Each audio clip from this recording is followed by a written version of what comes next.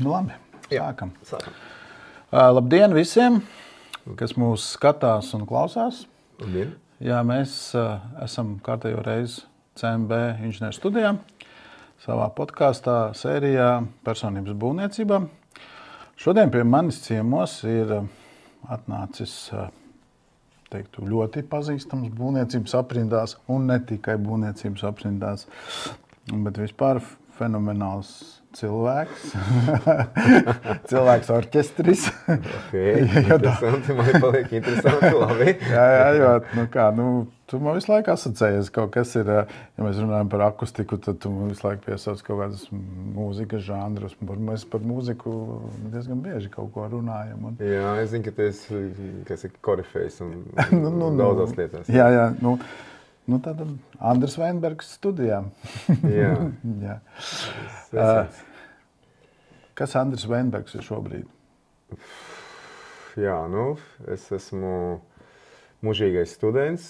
Tas nozīmē, ka, ja konkrēti un fakti, es esmu Rīgsteniskās universitātes students, tad 4. kurs. Kurs?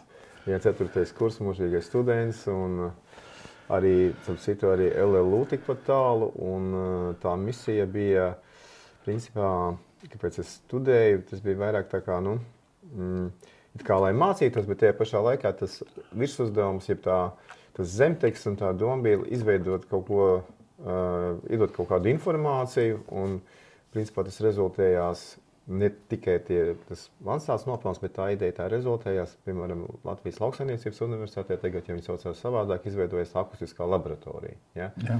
Un kaut kas līdzīgs bija arī, arī šai RTU. Jā, tikai tur jau tā laboratorija jau paralēli jau veidojās, bet, principā, kad es sāku, tad vēl nebija.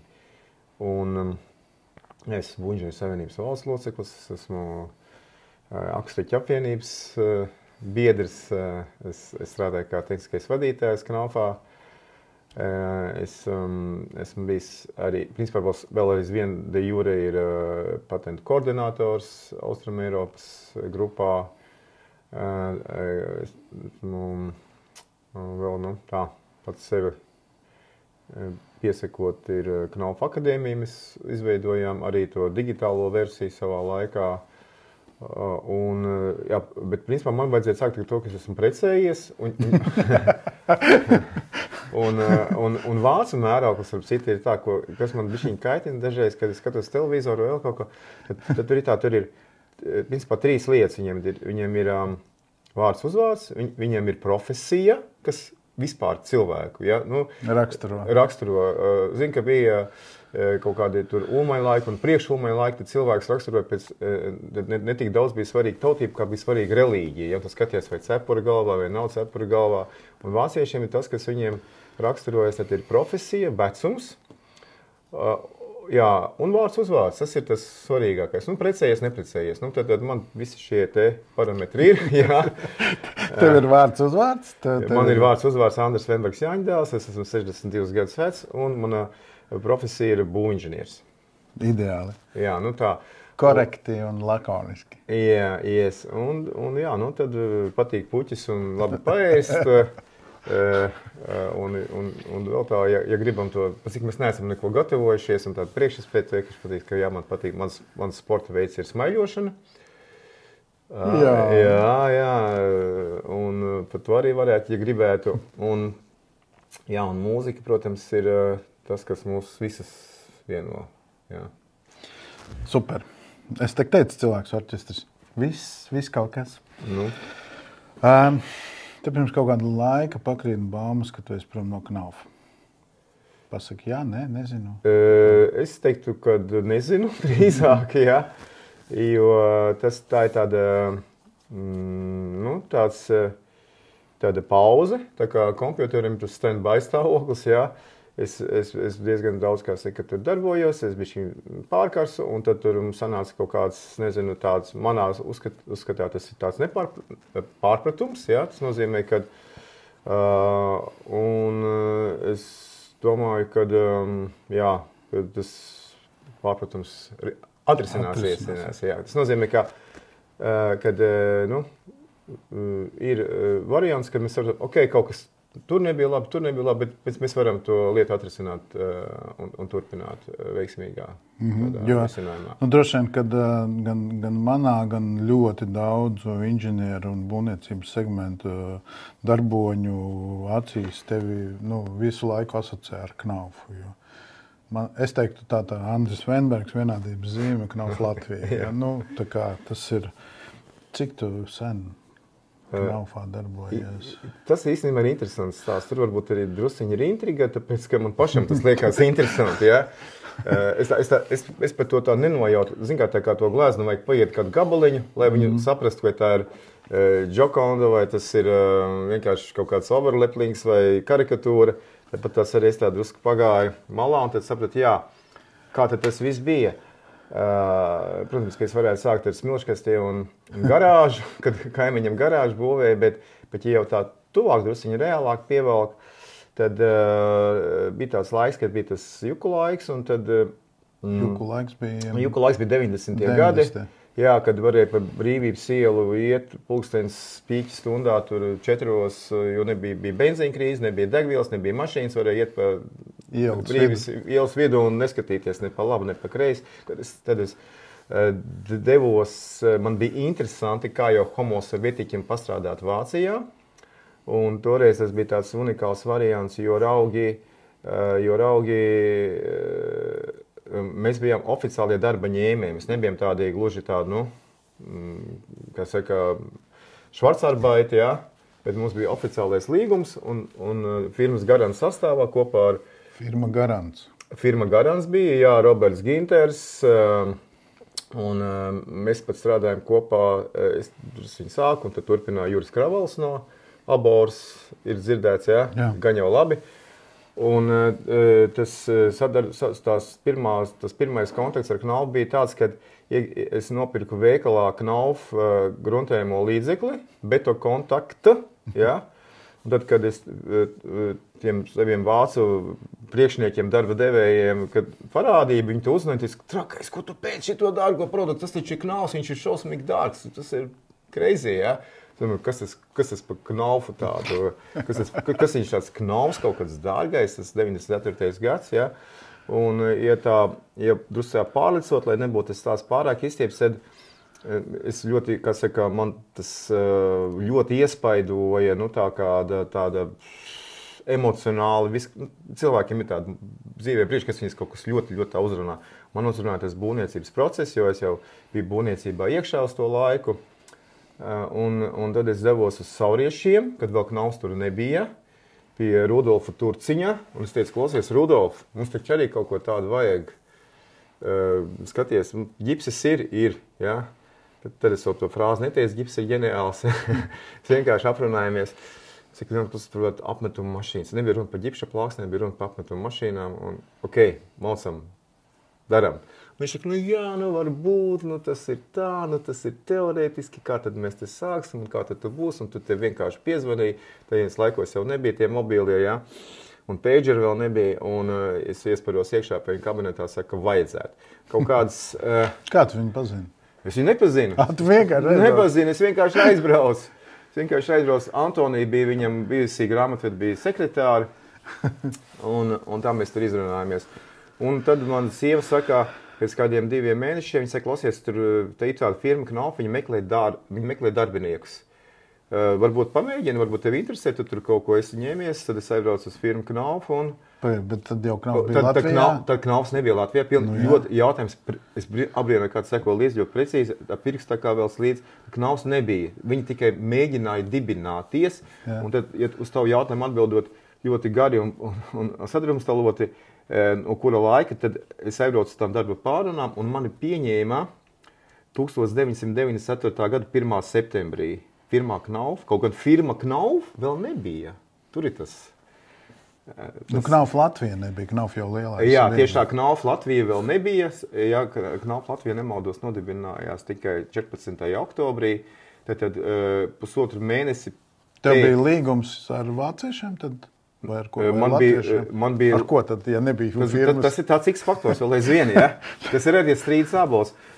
Man bija līgums ar Sijā Knaufu Marketing Rīga, kura nav, bet kuru parakstīja Rudigers Böčers, ja, kas bija Knauf darbinieks, un cita varianta nebija. Ja. Nu, tā apmēram. Un tajā līgumā vēl bija ierakstīts, ka es esmu dzimis nevis 1962. bet 1982. gadā. Jā, 10 gadu vecumā jau. Jā, tā kā es varu teikt, ka es no 10 gadu vecuma strādāju kaut kur, bet kaut kas ir ar to linku saiti uz Knaufu. Super. Apmēram tā. Jā. Kas, tu teici, ka tu jau pirms tam biji saistīts ar būvinženieriju. Kā tu tiki līdz būvinženierim? Labi, varbūt tad no tā paša sākuma. No kurienes tu nāc? Esmu dzimis Jelgavā. Zemgalis. Zemgalis, jā, un tur arī, starp citu, var mest vienu linku ar ģipsi vismaz, ja ne ar Knaufu, jā. Šajā kontekstā, bet izlaižot to, viss sākās, Gaudī sākās Jūrmalā ar smiltiņām spēlējoties. Es tā nevarētu teikt, bet man tas sākās ar to, kad es palīdzēju tēvam kaimiņam būvēt garāžu. Žēl, labs. Un iedomājies, tagad mums te ir milimetrs nāvi tāds teiciens, ja, smalgaldniekiem. Un tad mans tas uzdevums bija tas vangažu gāzbetons, nekondīcijas, kaut kur dabūts pa blatiem, pa pudeli, šņābe vai par vēl kaut ko tam līdzīgi, ja. Šķības greis, un tur tiešām Gaudī būtu sajūsmā, jo Gaudī ienīst taisnās līnijas, ja? Bet es tajā brīdī biju tajās taisnajās līnijas vienkārši iemīlēju, kaut kāds taisnāks gabaliņš. Un tad mēs ar to kaimiņu likām to gāzbetonu kopā, taisījām tās sieniņas un uzbūvējām to garāžu Limbažos, un tad jau nākamais solis bija tāds, kad es gribēju, protams, piepelnīties kaut kādās vasarās, un tad bija Limbaža SCO. Jelgava, Limbaži. Jā, tad es piedzimu Jelgavā, teiti pārcēla darbā uz Limbažiem. Viņš bija jurists, viņš bija beidz augstskolu, un ielika pa Limbažu rajonā pa tautas tiesas priekšsēdētāju. Tāpēc es biju tāds, īstenībā man bija tāds jau tāds zināms, kā lai pasaka, tāds tētim dēliņš, jā, drosiņi, tāds imidžs.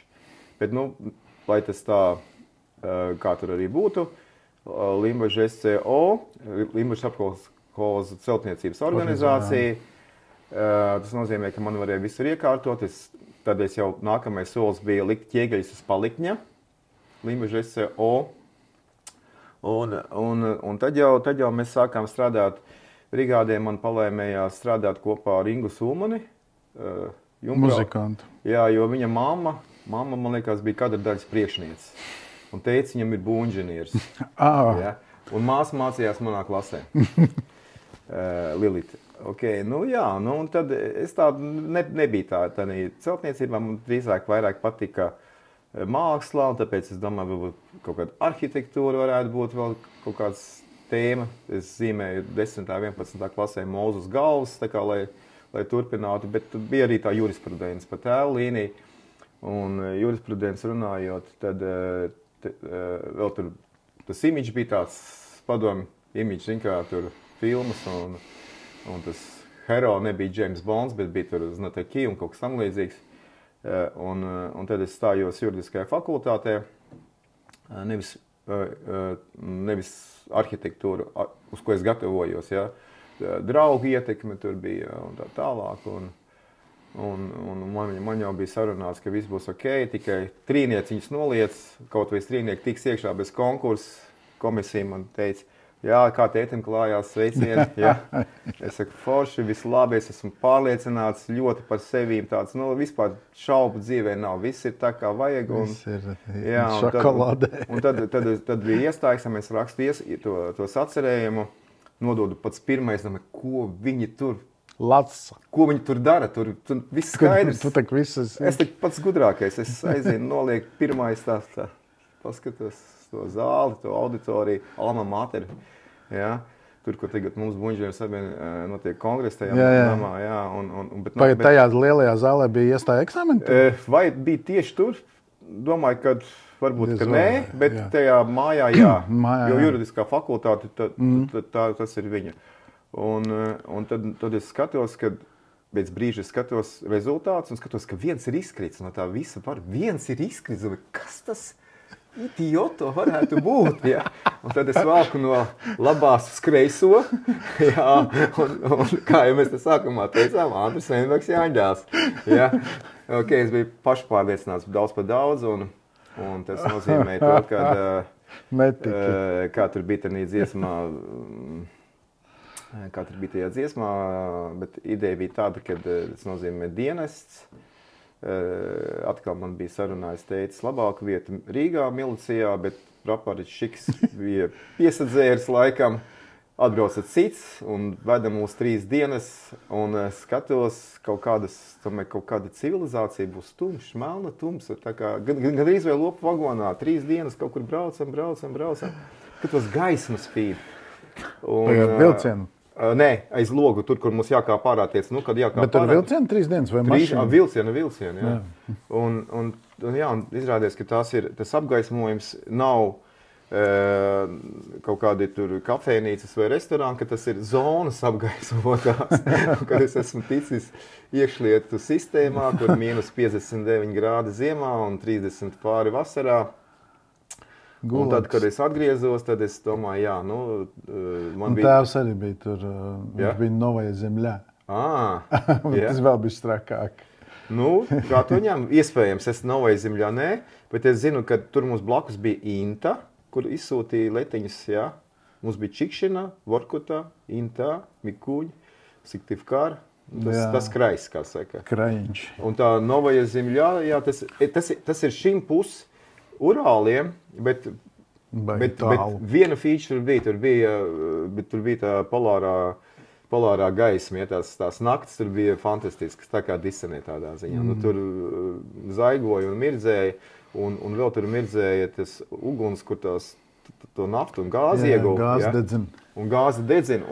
Un tad to varēja redzēt to blāzmu, tādu mūžīgo uguni, ilgi un dikti. Un cik tur teica, tur 1 stundā var visu Maskavu ar to enerģiju. Man patīk tavs pozitīvisms šajā visā kaut kāda saskati skaistumu.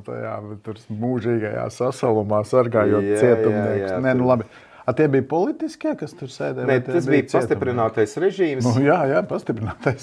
Vai politiski vai nebija, bet katrā gadījumā mēs tur diezgan bijām tādā interesantās situācijās, jā, jo viņi, kā saka, mēs kontaktējamies ar ieslodzītajiem. Ļoti daudz, kas tur bija tāds, visi tie meža darbi, ja tas bija Vadnoja Karola saucamais, un tad bija tā zona, un jā, tur bija tā, bet es tā centos ieturēt tomēr kaut kādu distanci. Es tajā brīdī mācījos, es domāju, kā līdz to laiku nosit, tad es ņēmu līdzi vācu valodu, biezās grāmatas, vācu, latviešu vācu valodu. Un tad es drusiņi tā studēju to vācu valodu, un es atceros, atnāca mums tas bataljona priekšnieks pārbaudīt. Viņš skatās, jā, kaut kas tur nav labi, tur kartupeļu sept, un tas tā kā, tur tejas vāra, un tur vēl kaut ko, un tur varbūt kaut kas nav pēc reglamenta, jā. Bet viņš ieraug tās grāmatas, ka tas ir labi, ka tu mācies angļu valodu, tas ir labi, jā. Angļu valodu? Jā, tā viņam likās, jā, ka tā ir angļu valoda, viņš teica, un tas ir labi, un es tev piedodu visu, un jā. Labi, ka viņš nesaprata, ka tā ir vācu valoda. Jā, gan cilvēki. Tas tāpatās bija, jo tur bija volks vācieši, un tieši volks vācieši mani lamāja par vācieti, jā, par gans, jā. Tā tas bija, jā. Un tad atgriezamies Dembels, tur atkal būtu daudz ko stāstīt, protams. Tad tie citi stāsti, man arī tie paši. Par tiem mēs taisīsim podkāstus par to, kā gāja padomju armijā. Man liekas, ka tie varētu būt tik interesanti stāsti tiem cilvēkiem, kas nav tur bijuši un nevar iedomāties, kā kas tur tas viss. Ir, jā. Piemēram, tusiņš, no kurienes nāk vārds tusiņš, jā? Tusiņš nāk, tas ir, kad dzer tēju, čefīru, saucamo, jā. Un tad viņš ir karsts, un tur dažādi varianti, kā to tēju dabū augšā, un cik paciņas tur met iekšā. Un tad, kad to tēju dzesēja, jā, viņi vajadzēja, ātri uzvārt, visi ir pārgaidījušies. Un tad viņu dzesēja. Nu, lē, no vienas krūzes otrā. Jā, tas ir tusiņš? Tas ir tusiņš, jā. Tas ir principā, ja mēs celtnieci runājam, tad tur ļoti daudz ir no fizikas un no siltuma, no Stefaņa Bolsmaņa absolūti melna ķermeņa starojuma un vēl. Tā kā tur ir ko pastāstīt. Lielam tusiņš. Jā, lielam tusiņš. Nu labi, tad tev bija laiks iemācīties vācu valodu? Jā. Tad es atcerējos, ka man patīk arhitektūra, jo tad, kad es atgriezos no armijas, es satiku arī tur dažas meitenes, kuras arī gribēja stāties arhitektūrā, kuras man tā kā simpatizēja. Ja pirmajā variantā bija zēni, tādi čomi, draugu būšanas tur pa ballītēm, tad drusiņi tas arī varbūt tās nospēlē. Bet man atkal, es pārvērtējos un arhitektos es netiku gluži iekšā, bet celtniekos es kvalificējos ļoti labi. Arī tas atcerējums, kas bija jāraksta, ja tas eksāmens, kas bija jāliek vijā nulī, tas bija man uz teicami, ja nemaldos. Un matemātika arī bija ļoti, ļoti viss ok, un tā mēs nokļuvu būvniecības vagā. Bet RTU, ja? RTU, jā. Tajā laikā jau bija tie nosaukumi citi. Politehniskais institūts. Rīgas Politiskais Arvīra Pelša vārdā nosauktais, tā darba sarkanā karoga ordena apbalvotais. Es kaut kur nesen šitos te mēģināju tā kā stāstīt kaut kā kaut kas sāk, kā padomu laikā. Mainās, jā. Arī, cik tik tos ordeņus piešķir un divkārši apbalvotais. Tas bija padomu laikā. Jā, tas bija ļoti, ļoti svarīgi, jā, to visu uzskaitīt un minēt. Tagad tā kā būtu ar Lāčplēšu, kuras pakāpes ordeni apbalvotais, tur Jelgavas biotehnoloģiju augstskola. Biotehnoloģija, jā, tad bija Latvijas Lauksaimniecības universitāte, tad bija Latvijas akadēmija vispirms. Tieši tā, pirmais bija akadēmija, tad universitāte. Es mācījos akadēmijā. Un tev bija, kas tev bija dekāns? Nebija Skujāns? Man jau bija. Es jau ķēru Skujānu, jā. Nu jā, tad mēs ar Skujānu sākām draudzēties, jo viņam patīk ģipsis. Es zinu. Jā. Tur stāsts... Putu ģipsis, tas ir... Putu ģipsim ir visi gājuši cauri, man liekas. Jā, man liekas... Nē. Es neparakstījos uz to doktorantūru. Man liekas, Skujānam ir teikt, kāds puts gribētu no putu ģipša vai no šampānieša, viņš teikt, no ģipša puts tās ir pašāks. Ok, labi. Jā. Aiziet. Jā. 5 gadi? Nē, 10 gadi. RTU un, principā, līdz es tiku līdz diplomam. Jo gadu mācies, gadu akadēmiskais. Vairākas reizes es biju, principā, es nokļuvu presē. Radio es nokļuvu kā skolnieks. Jā, kad, cik man teica, tur bija, un tur bija kaut kāds intervijas Latvijas radio. Bet presē es nokļuvu tieši no Rīgas Tehniskās universitātes. Tā bija, laikam, padomu jaunatne laikraksts, jā, un tur bija raksts par to, kad es esmu nodevis asinis, kā donārs, tas iesākums tāds pozitīvs, bet esmu sadzēries kagoru vīnu, jā, un uztaisījis kaut kādu tur ne tās dziesmas dziedājis vai kaut ko tādu, un... Nopietni par to rakstīja padomu jaunatni? Jā, tad bija Guns Kronbergs, bija komandas sekretārs, Andris Ameriks bija RTU sekretārs, un tad to rakstīja, jā. Tā tas ir. Ar labiem darbiem jau tagad rekur tā netiks, ja tas ir kaut kas...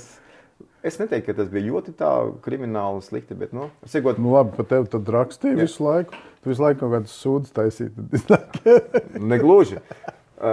Tas man noveda tālāk uz zinātnes ceļa, ja? Jo kā sots par to, ka es esmu Sadzēries kagoru vīnu un Āzēnas ielā, kurā tur kopmietnēs viena bija gatava, otra nebija gatava. Par to man lika piedalīties zinātniskajās konferencēs. RTU. Labs sodīšanas mehānisms. Jā, un es atceros, ka mana tēma bija elektromagnētiskā lauka ietekmes betona fizikālajām īpašībām. Jā, jo tad bija modē visu, teiksim, domā, elektromagnētiskais lauks, tad tur tomāti labāk augs, jā, ja to ūdens būs, jā, visu kaut kā, teiks, tā radiācija, ka Černobiļa vēl nebija, tas interesantais. Atceries, tad vēl bija zivis oficiāli, tad bija tas žurnāls Zinātne un tehnika, tad zivis zvejo ar elektrību. Tas bija tas pirmās, tas nebija kaut kur, kaut kas tāds, ko tur jākaunās un šausmas un zaļie, un tagad kas nu būs. Nē, tas bija pirmā lapā. Uz vāka, kā šodien atceros, jā. Ar radiāciju, kas bija saistīts. Jā, super, viss lielāks. Viss lielāks, ātrāk būs, un līdzīgi bija ar to betonu, jā. Un tad bija tas, protams, ka tas rezultāts, es jau tad neiedziļinājos tajos Teslos, bet man atkal sanāca pēc tam jau no knaupa viedokļa, bišķiņa to elektromagnētisko lauku un padarboties un vispārējā, bet, jā, tā tas smijās tajā dzīvē. Un tad pa to starpu bija tā, ka mans brālis Vilnis, viņš bija gāja tēvpēdās jurists, viņš bija policijas milicijas skolu beidzis, viņš tika atdažos par to policijas priekšnieku, tā, ja milicijas priekšnieki, Bučesko bija vienkāršāk, bet, tas bija tā galvenā numura 1 persona. Un tad viņš teica, klausies, nāc vismaz tur piķis varēs nākt piķis. Un labi, kur es gulējuši, viņš saka, tur man ir viens čoms, viņam tur ir kaut kāda stikla siltumnīca, un tur ir kaut kāds stūrīts, jā.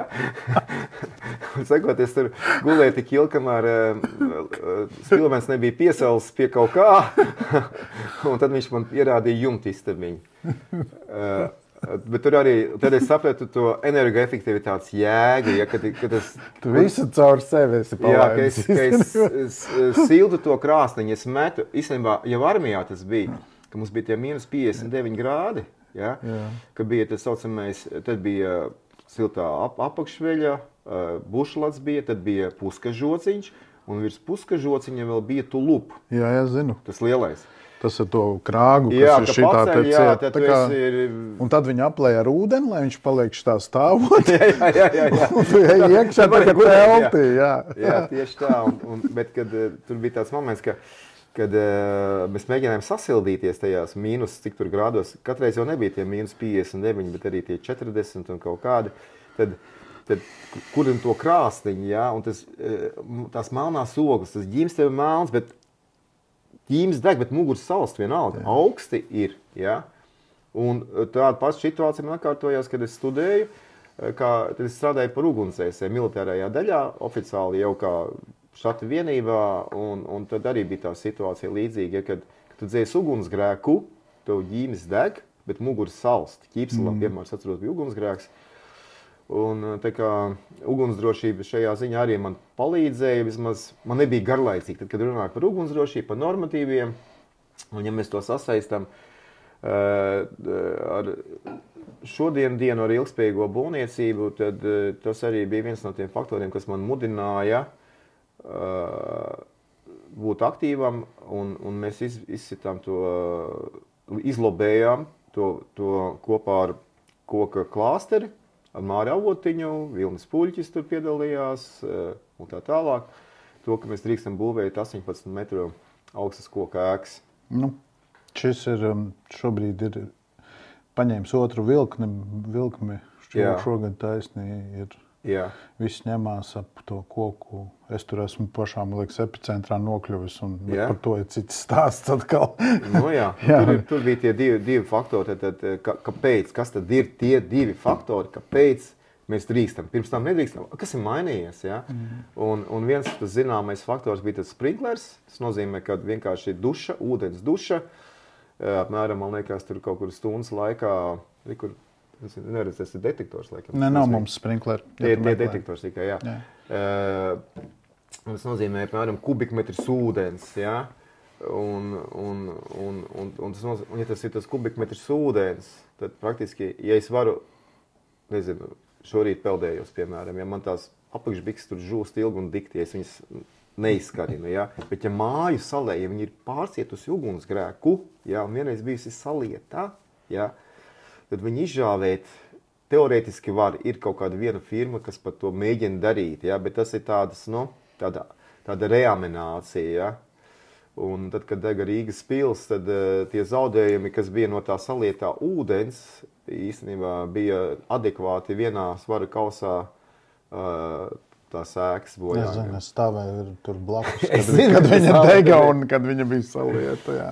Jā. Tas bija. Tur tieši tā arī vairāk bija, man liekas, zaudējumi. Tas nozīmē, ka tomēr bija ļoti, piemēram, pozitīvi, kad dega Cesvainas pils. Tā arī mana skola bijusi. Jā, ka viņa nodega vienkārši. Nē, viņa nenodega vienkārši, viņai arī dega, bet tas jau bija 98. Jā, kaut kur ap to.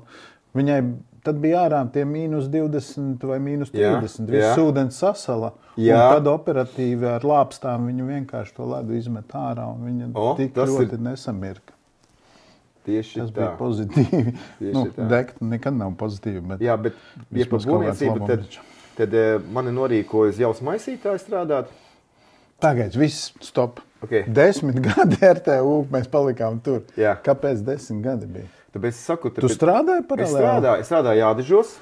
Tad no sākuma ugunsdzēsējs, pēc tam Ādežos, kā būvnieks. Bet tu biji neklātienē, tad mācies? Jā, es biju neklātienē. Sapratu. Es pārgāju uz neklātieni. Un atkal... Vēl zinātniskie raksti bija jāraksta daudz. Tad zinātne bija mazāk, bet tad bija tā dzīves realitāte, jo tad brauca Gorbačovs un tad būvēja to Ādežu skolu. Un tas nozīmē, ka viss bija tā ļoti sakāpināti. Es sāku kā palīgstrādnieks uz Javas maisītāja un Ādežu ciema vecis bijušais eks-Breideks Normons, ja varbūt zini, nepazīst, nezini, jā. Viņam bija jau padotie, viņš bija uz lielā maisītāja, uz betona maisītāja, kur betonu gatavo. Man bija kaut kāds tur, nezinu, ceturdaļu klubu. Nē, viņš arī apmeta, bet jau lielos daudzumos. Un lielais daudzums, tas jau bija apmēram kups, piemēram, jā, kaut kur. Tas jau bija lielais daudzums tanīs laikos. Un tad sanāca tā, kad es tur biju tāds, tas putrologs, Javas maisītājs, tur atsiem man tur kaut kas nav tā. Es centos būt vienmēr absolūti perfekts, jā. Es pārcentos, man tā putra bija tāda kā debes manna uztaisīta, jā. Un ja man nesanāca, tā kā Mārtiņam Rītiņam, tad es biju nelaimīgs, jā. Un vienreiz atveda karstu cementu, un es to nebiju ierēķinājis, ka tas cements ir karsts, jā.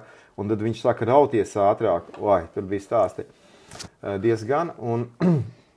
Bet tad sanāca, tad paralēli es mācījos, es pieminēju to vācu valodu. Tagad mēs ielicam tajā vietā, kur es to vācu valodu mācījos. Un tad bija tāds moments, kad Kals tad bija beigais vecis Padomju Savienības mērogā, un viņam bija līgums par to, kad vajadzētu uzbūvēt medījumu pārstrādes cehu, ko varētu eksportēt, jo viņam bija vienīgajam iespēja uz rietumiem tikt no visas Padomju Savienības. Viņam bija sarunāts, jā. Tur vēl Lučanskis, tur vēl bija tajā laikā. Nezinu Lučanskis? Ok, labi, miers ar viņu. Tāda odioza persona, jā. Un sekot, tad ideja bija tāda, kad sanāca tā, ka maniem priekšniekiem, kas man bija tie priekšnieki, viņiem tur kaut kā neveicās pa ģimenes līniju vai kā, jā. Un tad kaut kā uzpildīja, ka es to vācu valodu daudz maz zinu, jo tad bija viens vācu uzņēmums, kurš tad bija tas sadarbības partners, lai izveidot saldētavas, kartupeļu čips arī tad laikā mēs būvējām un visas tās lietiņas. Un mani tad pieslēdza un no putraloga, no tā palīgstrādnieka amata man iecēla pa centra iecirkņu priekšnieku. Es vēl nebiju beidzis augstskolu. Es atceros, ka es montēju tos griestus ar sauriešu ģipša plāksnēm. Tām, ja? Tad tur bija tās konstrukcijas, tu zini, kāds tur bija metāla profīli, kuri bija ar pneumatisku āmuru bija caurums lielais iztaisīts dzelzbetona pārsegumā, tad piemetināts leņķis, pie leņķa tad atkal metinātājs grieza caurums, lai varētu naglu izsist cauri un kaut kā pienaglot, un tad pie tā koka karkasa ar rociņu mēs urbām katru caurumiņu, kokā un ģipsī, un tad skrūvējām ar rociņu iekšā, un tad tās skrūvīs, lai viņas nerūsētu, mēs arī paši principā cinkojām, jo cinkotās skrūvas nevarēja dabūt, tad mēs ņēmām baterijas, no baterijām tur bija tas cinks, tas apvalciņš, to mēs izkausējām, iemērcējām skrūvīt. Es domāju, tā tendence pēc kvalitātes tāda mums vienmēr bijusi, jā. Un tad, jā, tad es tos, principā, kamēr Un tad nāca tas vēl juku laiki, vēl, tās pārmaiņas, atmoda. Bet tajā brīdī tu vācu valodu un tu sāki... Jā, un es asistēju, es biju piekomandēts vāciešiem arī, jā, gan tur strādāja gan mūsu būvnieki tieši tajā medību cehā. Tur bija Viktora Puriņa, Būvniecības savienība, viņš bija priekšnieks, tur bija arī tik pielietots viens no viņa patentētiem izgudrojumiem, tad laikā saucās arī pors, ja? Tas ir siltumizolācijas materiāls, ko lika ar gāzmaskām, jo viņš principā, tāds, tas nozīmē, ka tas, ko dara Tenaks, ja? Rūpnīcā un Zolīda un tā kā vajag, tad to darīja uz vietas, vienkārši Viktors bija izdomājis tā tehnoloģija, ka to polistirolu uzpūta. Jā, tas bija baigi, tur vienu laiku ļoti izplatīts, tas visu pūta ar viņu. Jā, tieši tā. Un tad, es nemaz nezināju, ka tā ir tā kā Viktora izdomā. Tas ir Viktora, jā. Un tad tur pēc būvējām tos sehus, tur nebija tikai es, tur vēl bija citi būvnieki, kas to Jaunkulu kompleksu tur visu attīstīja un būvēja. Arī Berletu mēs būvējām ar tur, kur alkoholu ražo, tas arī mūsu darbs bija. Ja par tādiem celtnieku darbiem interesanti bija, kad tas piemērs bija tāds, ka tu vajadzēja ļoti ātri. Tas nozīmē, ja tagad ir design un build, tad ja man būtu jārunā, tad man būtu jāsaka tā build, un tad tāda pauze jāiet, un tad jāsaka design.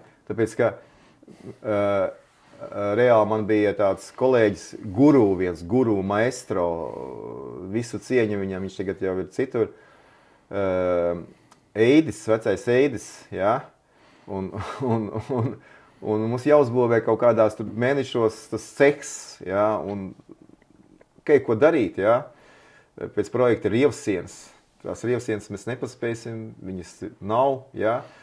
Un tad viņš izdomāja sistēmu, kā uzbūvēt smilšu bedrē. Mēs noenkurojām, var sakot, uztaisījām tāds speciāls ēnkurs, lai tas spiediens no smilša kalna uz tiem pamatu blokiem, kas mums bija pieejami un ātri samontējami, kuriem nevajadzēja tur žūt un gaidīt, ja, lai viņi nebruktu, lai viņas nespiest tās smilts ārā, mēs uzlikām tāds speciāls metāls sliedes, kuras ienkurojām ar vienu citu pamatu pēdu tajā smilšu kalnā, tad nodarbojām drosi, un tad, principā, visi bija apmierināti, visi smējās, un tad tikai pēc tam tas projekts tapa, apmēram bija tikai tāda skicīti, ja, kaut kādu ievilta, kur tad vajag būt, lai visi iet tik ātrāk uz priekšu. Jā. Tā bija jau toreiz piķiļetku uz dva goda, vai ne? Jā. Tā jau nevarēja padomu laikā. Gribējās visu ļoti, ļoti ātri. Jā, tas bija tas ātrums. Tāpēc jau arī, ja paskatās uz tām padomu ēkām, man liekas, tas ir viens no iemesliem, kāpēc tā padomu laika kvalitāte ir tik zema. Jā, tāpēc, ka steidzās. Tieši tā. Ar tiem materiāliem, kuri vajag būt super pacietīgiem, protams, ka var visu, jā, bet ar viņiem ļoti, ļoti steidzās. Mēģināja to lietu pātrināt, un tad sanāca. Tas viss ar to plānošanu saistīts, un visi gribēja to piemaksu dabūt par plānu pārtēriņu, un tad tur bija. Ja tagad ir televīzijas šovi, tad mums bija celtniecības šovi, jā, kad tas nozīmē, tad, kad brauca kāds kaut ko skatīt un kontrolēt, tad sākot ar brigadieru līmeņiem jau taisīs šovus. Un tad, kad brauca no Maskavas kāds kontrolieris, tad jau tas bija kolhoz līmenī tos šovus taisīja, lai viss būtu skaisti, lai viss būtu pa smuko, un goju fermā, kur tagad mums ekrāna tie palmi, ja, tad tur bija arī palmas reāli, briljanti fermā, ādežos. Izlaukums tur bija gandrīz nekāds, tas izlaukums tas bija lauku fermās. Bet, tāds. Bet ferma bija tas tāds. Tāda liekulība šausmīga un reāli. Bet tas bija tāds laiks. Jo, ja mēs būtu, es domāju, ja padomu laikā būtu viss gājis, kaut vai ar to pašu vācu ordnungu, pacietību un ar visu tā, kā tam ir jābūt bez šīs steigas, man liekas, ka viss būtu varbūt bijis kārtībā, ceļš būvniecība. Jo tas uzreiz radīja materiālu deficītu, jo nevarēja saražot materiālus, kuri bija nepieciešami. Tad tev bija nevar dabūt rievsienu. Jāizdomā kaut kāda tehnoloģija. Bet ja tas viss būtu gājis, tā plānošana jau var būt, es nezinu, es tagad negribu tur apelēt pie tā, cik padomu laikā bija labi. Ja? Tur viss bija slikti. Bet, ja būtu gājis tā plānošana, jau varbūt sākotnējā bija arī ok. Tikai pēc tam tur viss tika sačakarēts tajā procesā. Jā, jo ļoti svarīgs moments ir tāds, ko mēs jau minējām, ka gribējās ļoti, ļoti ātri, 5 gados.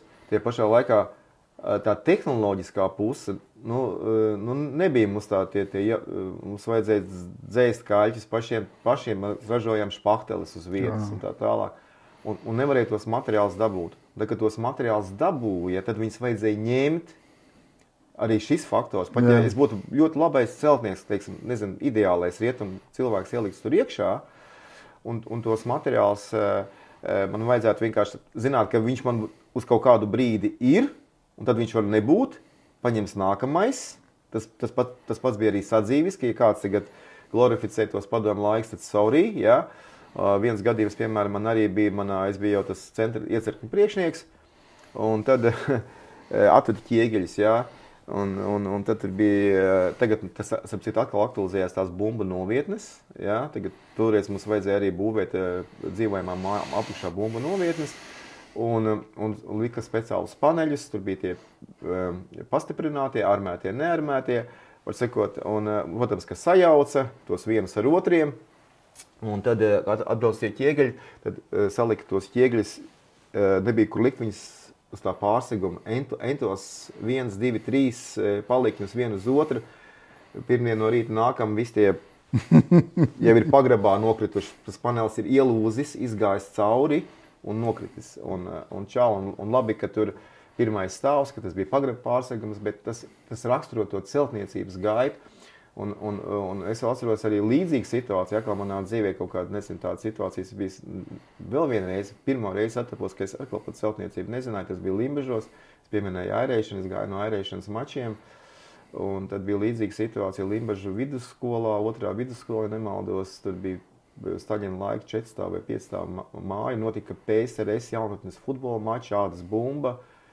Un uzlika atkal ķiegeļus augšā, tāpēc, ka viņi atnāca, nebija kur likt it kā var, nezinu kāpēc, jā. Un tad tie ķiegeļi to pārsegumu arī sadragāja līdz pašam pagraba stāvam, tikai šoreiz tur bija no PSRS bērni, visi sabraukuši uz ādas bumbu. Tas ir tā kā nepabeigtā ēkā viņi tur bija? Viņi rekonstruēja, viņi būvēja, man liekas, vēl vienu stāvu augšā. Jā. Un tad viss gāzās lejā. Un tad bija bērni, kuriem viņš tā kā ēda tās pusdienas, tā galva paliktamība ļodā. Jā. Un mēs gājām garām no mačiem, tas bija vakarā, un tad toreiz par to nedrīkstēja nekur ziņot un stāstīt. Tāda situācija, jā, kurā tas gadā varētu būt, es nezinu, kaut kādā tur 70, kurā tur. Bet tas jau tāds pilnīgs absurds. Ņujorkas dviņi arī pēc šī paša principa sabruka. Jā. Kāpēc sabruka Ņujorkas dviņi? Tāpēc, kad tās lidmašīnas lidoja cauri, tad neizturēja tās metāla konstrukcijas, kuras turēja pārsegumus. To karstumu, tās bija no metāla. Tā ugunsdrošība aizgāja pa gaisu, viņas saliecās. Un tad ar masu viens stāvs krīt, otrs krīt, trešais, ceturtais pieaug un tā.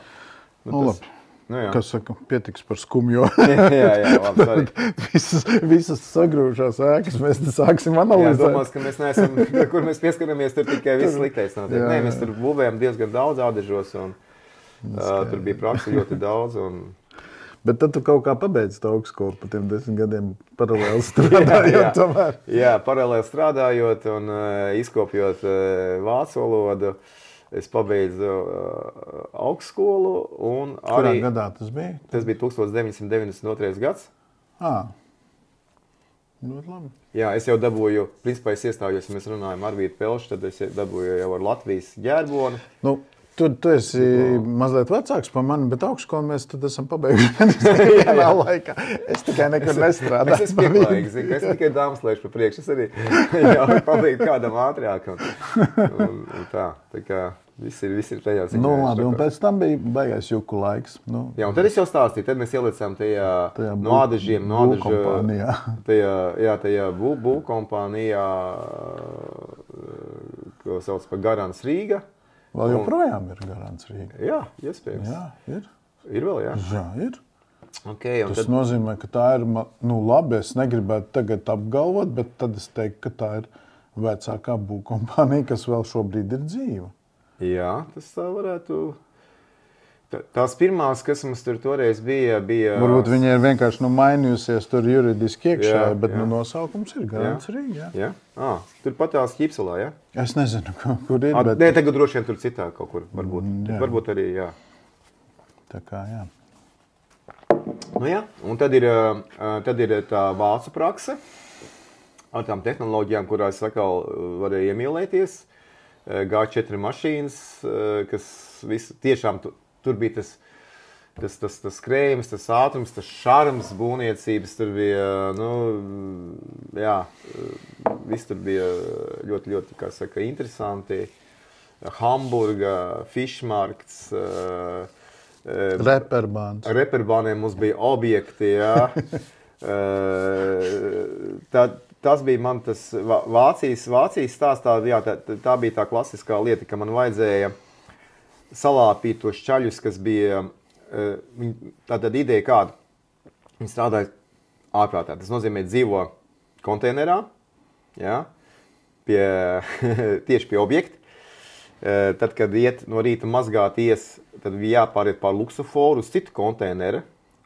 Tie čaļi tur gāja, kā nu kurēs no rīta pamodušies, sasapaņojušies, jā. Tur bija skati baigie, jā. Un tad uz darbu. Un tad viņi tur rukāja. Un tad viņi strīdējās, man bija uzdevums mērīt arī to kvadratūru. Tad viņi strīdējās par to cokoliņu, tā kā šeit reku cokoliņš ir, jā. Vai to viņi to neapmeta, jā, bet viņi gribēja, lai ieskaita to kvadrātu centimetru, jā. Un tad viņi to izsit. Un tad, kad viņi to izsit, kur viņi darīja? Viņi gāja uz Reperbānu. Reperbānā viņi aiziet, jā, un tur tā naudiņa, viņiem tur daudz netielējās, viņi tur nemaz nevarēja neko palielīties. Bieži vien tie stāsti bija tādi, ka mums iedeva kokteili. Par 300 markām. Par 300 markām, tad kaut kāda minūtīte kaut kur. Mazāk nekā vidējais seksa ilgums ir 5 minūtes. Ja? Jo tur bija kaut kādas sekundes. Ja? Tu jau uz ielas esi atpakaļ. Viņš ir uz ielas, nauda vējā. Ja? Ģīnis sasists bieži vien. Un uz mājām gribās braukt ar šito Opel Rekord, kurā ir vai kaut kādu tur, kas tur bija? Ford Fiesta. Ford, Eskorts mazais. Mazais eskortiņš bija Ascona, Opels, tas skaitījās super variants. Ford Sierra bija tad top autiņš. Un viņā vēl pēc iespējas vajadzēja ielādēt iekšā to videomaģi un televizoru. Jā. Bet, protams, jaunam jau vairs naudas nepietika, jo, saprot, tā naudiņa jau... Reperbānī palika. Starp citu, visi nebija tādi. Jā. Viens no tiem priekšzīmīgajiem zēniem, kas interesē varbūt daudzus, jā, kas arī cieņu viņam izsakot, visaugstāko, jā, bija Aldis Kaļķis tāds. Jā. Tas, kas brauca kopā ar Māri Gaili, ar Mildu pa stūrmani apkārt pasaulē. Un viņš to naudiņu, kas viņam viss bija? Viņš visu, saka, Aldi, kur tu biji? Es skatījos buras, es skatījos kuģis. Kur tu naudu liki? Reperbānā? Nē, viņš ir nopircis savai jahtei tolets podu, viņš nopircis savai jahtei kaut kādu buraudeklu, vēl kaut ko, jo viņš būvēja jahtas. Ja? Un tad es pēc tam viņu satiku Arsā, kad viņš pārbaudīja savu to sirdi pirms tā brauciena, prasīja, te es gatavojos par to stūrmani iet, jā. Cik es zinu, vēlāk tos postfaktum stāsta, ka viņš to jahtu ir uzbūvējis, bet, viņš bija cukurdiabēta slimnieks un kaut kas viņš sakot aizgāja. Bet viņam tas dzīves lidojums bija, mašīna viņam spīdēja un laistījās, viņam bija tā kā Kalašņikovs, viņi ieļot. Vācieši, kad letiņi strādāja, tur Vācijā viņi brauca filmēt, jā. Cik tā neviens nav strādājis, jā. Viņi nezināja to produktu, bet viņi bija tikuši no tā padomi realitātes. Tur bija tāds Ivans Koļida, viņam bija tā zvaigzne, zelta zvaigzne ar varons, jā. Un kad viņš tiek pie tā superagregāta, pie tās tehnoloģijas, un tā viņš vēl ir motivēts, jā. Tad viņam bija bērni un mazbērni, jā. Tad viņš tur taisīja brīnums gan kvantitatīvi, gan kvalitatīvi. Ja? Un tas bija tas laiks tajā Vācemē. Un ko tu tur darīji? Tu viņus lāpīji? Es biju kopā ar Dzintaru kā viņam pareizi izrunāt? Taurens, jā. Dzintars Taurens bija RTU pasniedzējs. Un mēs divatā bijām tie, kas pārstāv firmu Hoppenbau un Garants Vācijā. Tā bija lielākā apmetēja firma. Tas nozīmē, ka viņam apmēram bija, ka es kaut ko nesaflētēju, bet mēs braucām ar autobusu, un tad tikpat daudz vēl bija no Polijas. Apmēram 60-70 cilvēki strādāja vienā firmā. Un principā tā bija Ziemeļvācijā lielākā apmetēja firma.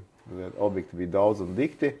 Un no turienes arī daudzi Knaufu kolēģi, kad mēs veidojam to Knaufu, tad es arī no turienes arī aicināju Armands Blumentāls, Dzintars Šulcs, Oskars Rudzītis. Viņi bija tie, kas atkal realizēja tos produktus, kas prata jau tām tehnoloģijām. Ja?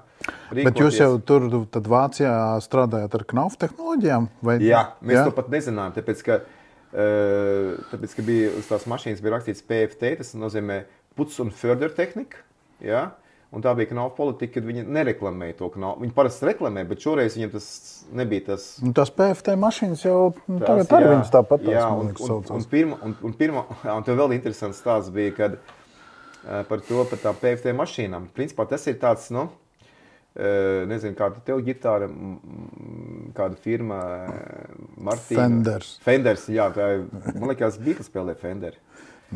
Jā, bet tā, viņi var salīdzināt, viņi ir numur 1 apmetuma mašīna pasaulē, numur 1, jā. Un bija tā, kad savā laikā Knaus jau bija tā kā uzmetis acis uz to sauriešiem vēl padomju laikos, un bija uzdāvinājis sauriešu būvmateriālu kombinātam PSRS vienu mašīnu, PFT mašīnu, kuru mēs atradām, kad es sāku strādāt 94. gadā. Es to mašīnu atrodu, Knaus ir uzdāvinājis. Jaunu? Pilnīgi jaunu, iepakojumā, nebija izpakota. Un pirmā mašīna, ko pārdevām, bija Knaufa dāvinātā mašīna, ja? Un mēs viņu pārdevām firmai Agnes. Jā, tur bija tāds valdiņš. Agnis? Agnes. Vēl jau tagad atkal. Jā, tāpat tas... Kas ar kamīniem tagad nodarbina? Jā, ar kamīniem ņēmās pirmā mašīna, es nezinu, vai iesmērēju, vai pārdevu pa latiem, vai repšiem, lati jau bija. Un jā, tad to, ko Knaus uzdāvināja, Tagad dāvinātu pārdevu dāvanu. Tas ir dots devējiem atdodas, drīzāk tā es teiktu, jā. Jā. Un tās Knaufu PFT G4 mašīnas iekaroja, un tajā, šis ir tas pozitīvais karš, es uzskatu, jā, nevienmēr viņš tāds negatīvs ir, kā to saka Pāvis Francisks, saka, kurš karš tas ir zaudējums, jā. Tad šeit bija tas labums, kad mēs pārslēdzamies no tā pelēkuma, no tā pelēkās sistēmas, no tās pelēkās ikdienas, kur tika šķīdināta un glorificēta, jeb emocionalizēta ar šņabi. Mēs mēģinājām pārslēgties uz to balto, jā, uz to ģipša apmetumu, kurš nav jāšpaktelē pēc būtības, jā, var iztikt, jā, un tas ir ugunsdroši, un tas ir pasaules vēsture, tā ir, tagad dzirdu politiskās ziņas, tur Sīrija bombardē, un tur karš, tā ir viena no pasaulē numur 1 visvecākajām pilsētām, kur ļoti daudz ģipsis pielietots, jā. Un nevis vienkārši, bet kā mākslas darbi, kā šederi, tā kulta, jā, ok, to varētu teikt. Bet, un tagad tas ienāk pie mums iekšā, domāju, wow, tas ir baigi forši, jā. Un uz tā viļņa arī, uz tā jauno tehnoloģiju viļņa, tad arī, principā, vismaz es redzēju, man bija tāds savs stāsts, jā, kas notiek Latvijā, jā, jo pēc būtības arī tā, kad liekam mums uz galda it kā, es jau tev pajautāšu, kas tas ir?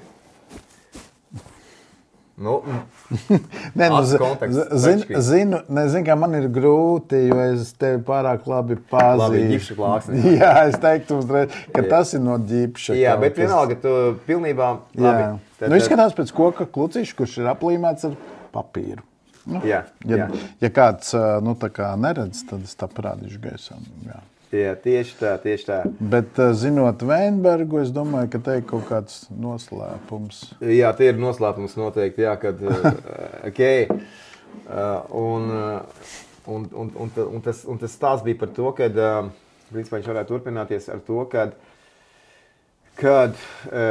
kāpēc man tas tā uzrunāja, kad Opā, noslēpums, jā, tā labi pret kameru, ļoti forši, jā. Noslēpums atvērās. Par to mēs vēl pāris vārdus varam parunāt, bet ideja ir par, tas arī varbūt bišķiņa intriga, jā, kas man tā zemapziņā tikai pēc tam uzpeldē un atklājās. Es nezināju, kas ir Knaus, un tad, tad es uzzināju, kas ir Knaus. Izrādās, ka viņi super kompānija, pasaulē līderis, tagad tur 100 valstīs, 14 miljardu apgrozījums, 30,000 darbinieku vairāk, jau tagad visu laiku aug, jā. Bet ūmaņu laiki, man liekas, mēs atjaunojam tos ūmaņu laikus, kā mēs iegūsim, man liekas, tas notiekās, un vajag būvēt, arī, ka mums ir tehnoloģijas, viss mums ir, un konkrēti runājot, tas, ko es arī konstatēju drusciņu vēlāk, jo mēs sākām arī paralēli, es vēl, ja pieminēju cilvēks orķestris, tad vēl nāk klāt arī historija magistra vitasēs, vēsturi dzīves skolotāji, un es sāku ar Jelgavas muzeju, lai viņi man uztaisa stāstu par ģipša vēsturi Latvijā, un ideja tāda, ka mēs zinām, ir firma Rīgas ģipsis, jā, bet tas, ko varbūt nezina, vai mazāk zina, kad šī bija tātad 95% akciju sabiedrība, valsts akciju sabiedrība, un ka viņas dibinātājs īstenībā bija Kārlis Ulmanis. Tā bija Kārļa Ulmaņa ideja.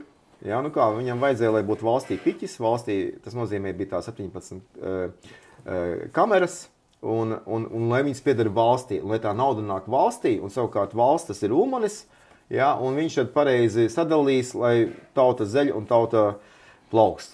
Tauta zeļ un tauta plauks. Tā kā tur tā, jā. Tas bija pēc Pirmā pasaules kara. Tas bija 37. gads, sadarbībā ar Valdmani. Atceries, viņa dēls, laikam, vēl bija deputāts pie mums īsās biksītēs. Saimā, jā. Ekonomikas ministrs, un viņš tās šteles izbīdīja tā, kad no tā, ka mēs eksportējam ģipšakmeni, mēs eksportējam, ko mēs zinām, bekonu, tur minoksu,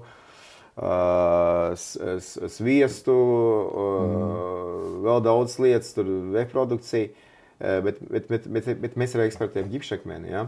Un tad viņš paskatījās, ko tad viņi tur Angļi dara. Ar to ģipšakmeni. Jā, izrādās, viņi ražo ģipša plāksnes, ja? Un te ir atkal tas nākamais stāsts, te ir jau lokatīvs un vokatīvs, un nāk klāt apzīmējumi, un tas nozīmē, kad Kārlis Ulmanis bija tas, kas to lietu izbīdīja, un man likās, jā, mēs viņu bīdam tagad atkaļ. Viņām nāks atpakaļ tie Ulmaņu laiki, jā. Un viens no tiem pēdējiem maniem, un es ņēmu dalību tikai, protams, jā, nedarbiem, ja darbiem ir tas, ka mēs nomainījām nosaukumu no ģipškartonā, bet pēc viņu ulmanizējām. Nu. Un tā ulmanizēcija izpaudzās tā, ka ja vācu telpā, sevišķi vēl Krievijā, ģipskartonu vēl ģīst un tā tālāk, tad, ja mēs paskatījāmies Ulmaņu laika brošūras, nepaņēmu līdzi, man mājās paliks arī, tad tur ir rakstīts ģipša plātnes, pat ne plāksnes, kartona tur nav minēts, vismaz nosaukumā, jo tā dominante ir tam ģipsim. Jā? Protams, tas kartons svarīgs, bet viņam nav tas nosaukums, un tā kā to varēja arī juridiski pamatot ar to, ka arī Eiropas normatīvā EN 520 ir un jau bija pārgājuši arī paši vācieši. Uz ģipša plātni. Jā, gipsplaten. Viņi vēl drusciņi ir, jā, bet jau tagad jau aizvien vairāk dominē, jā. Tad arī tāpēc arī mēs cenšamies arī to uzsvaru likt uz ģipša. Būtu pareizi, būtu ideāli būt plātnē, bet mēs palikām pie plāksnēm, ja, jo list un šīt, tas tā, man tas nerīmējās ausīs, ja. Man labāk patīk plāksne, ja, plāksne, tas ir elements, ja. Un ja tu pieminēji par šo formu, tad es vēl aizvien esmu tajā eiforijā un savā mistikā, un es gribu apgalvot, ka šis viņš ir aizvien vēl ģeniāls, aizvien viņš ir terra incognito ar potenciālu, un ka tas ir jaunais ķieģels. Tas ir jaunais ķieģels. Opā! Jā. Mēs vēl būvēsim daudz un dikti, un varbūt negluži kā līdz šim, drusciņi varbūt savādāk, labāk, bet ka mēs varam, atjaunot, restartēt attieksmi pret ģipša plāksnēm, jo tas potenciāls liels, un viņas ir ļoti dažādas un daudzas, un ja tā vienkāršāk salīdzina, tad mēs runājam te par gitāru, tas ir akustiskā gitāra, bez vadiņa, bez elektrības, un ir elektriskā gitāra, un Beatle nebūtu Beatle, ja nebūtu elektriskā gitāra. Jo, kā sauc to, viņam to menedžeru? Epsons, ne? Nes.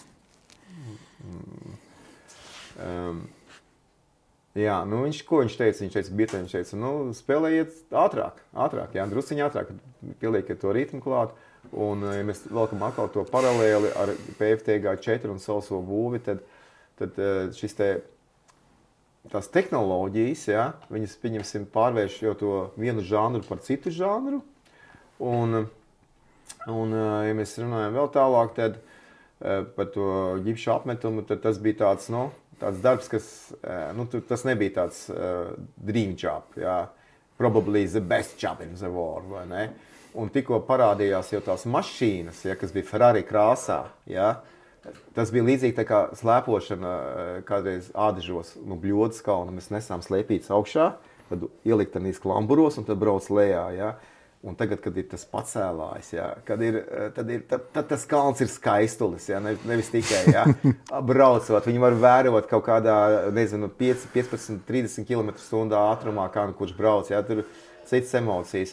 Un līdzīgi ir arī, man liekas, tajā būvniecības procesā, arī, kad ar šīm te konstrukcijām mēs varam ļoti, ļoti daudz, mēs crazy daudz varam panākt, Bet tā ir, šis viss tas, tā ir tāda jau, ritīgi knauf filozofija, vai ne? Viņš jau nekad, es pat grūti to noformulēt, tas nav tā nevis tu apstājies, bet tu vienkārši stāv pāri jau, tas vairs nav vienkāršs materiāls, tā ir jau, viss saliekot kopā, izejviela, tehnoloģija, apstrāde, prāts, zinātne, process, būvniecība un aizejot, līdz tālāk jau līdz izglītībai un kaut kādai sabiedrībai. Tas jau viss veido reāli tādu kopumu. Es nezinu, filozofija varbūt pat nav īstais vārds. Tas ir sava sabiedrība, kaut kāds tāds. Jā, tas ir ļoti, ļoti interesanti. Tieši tā, kā tu pateici, ka visi šie faktori, viņi satiekās. Un ja mēs viņus vēl pareizinām ar to, ka tas ir 100 valstīs. Jā. Un tie visi tur cilvēciņi strādā, un viņiem kaut kādas idejas rodās, Un viņi saka, to var, un ja viņas vēl to informāciju līdzīgi kā Google apstrādā, vai tas Elons Musks apstrādā to informāciju, to mākslīgā intelektu, ja to Knaufs vēl spēja apstrādāt, tad tas, protams, rezultējās, un tas veido tādu, kā konceptu, jeb hartu par to, kā mēs varam labāk. Protams, ka visām lielajām firmām, manuprāt, ir, ka viņas visas ir drusciņi augstas firmas, augstas ar kāburtiņu, tāpēc, ka tur ir juristi, tur ir ekonomisti, un viņi pie šīs tehnoloģijām lielajām arī, viņas arī skatās, klausiet, bet vai tas mums ir izdevīgi? Protams. Vai mums tur piķis nāks? Varbūt, ka tas mums būs kaut kāds 5 vai 10 gadus nevisai labi, Tāds faktors, protams, arī varētu būt arī Knauf firmā. Bet es domāju, kad ir šī te dominante, un ka viņi vienkārši nevar, līdzīgi kā tas, tas bitcoins arī tomēr eksistē. Tagad baigais kurs ir, zini? Jā, 60,000. Crazy, Kaut kāds fantastisks. Es jau domāju, ka viss beidzot bitcoins. Tā kā ir atklāts, ka tas ir fake. Jā, bet redzi, ja tas funkcionē tik daudzos prātos, tas Knaufs ir 100 valstīs, viņš nevar būt, viņš tiek visu laiku pārbaudīts, viņš tiek aprobēts. Ja pat, ko tu nezini, viņi tur, vai tas ir fakes vai nav, tad šeit ir daudz vairāk. Šeit ir tā ir pataustīt.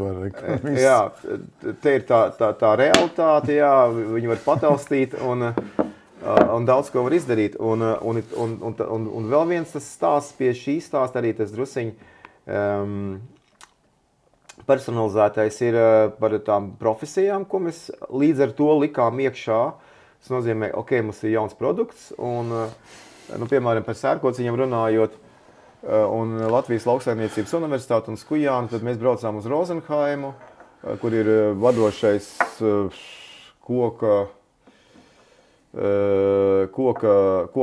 koku, jeb koku būvniecību, kokapstrāde augstskola, ja? Un vadošās laboratorijas, un tad kā tad augstskola izveidojās. Ja? Pašā dārgākajā Vācijas vietā, tur, kur tagad seriāls filmē, tas Šturmderu Lībe, tur no tā rajona, ja? Izrādās, ka tur bija sērkociņu fabrika, Skandināviju nemaldos, un viņiem vajadzēja speciālistus. Un, lai to speciālistus iegūt, izveidoja teķi skolu, un no tās teķi skolas izauga vadošā augstskola savā nozarē un vadošais institūts IFT, Institūts par fenstertehniku. Ja? Kamēr tu runāji, es visu laiku mēģināju atcerēties Šturmderu Lībi, kā sauc Hirstenhofa. Hirstenhofa, jā, tieši tā. Tas ir, un tur bieži vien jābrauc tur uz Rozenheim, pārējām no Rozenheim, vai München, jā, tieši tā. Mums jāsaka atkal skatīties seriāls, viņš joprojām iet, viņš iet kaut kādos 20 gadus. Jā, 20 gadus, jā.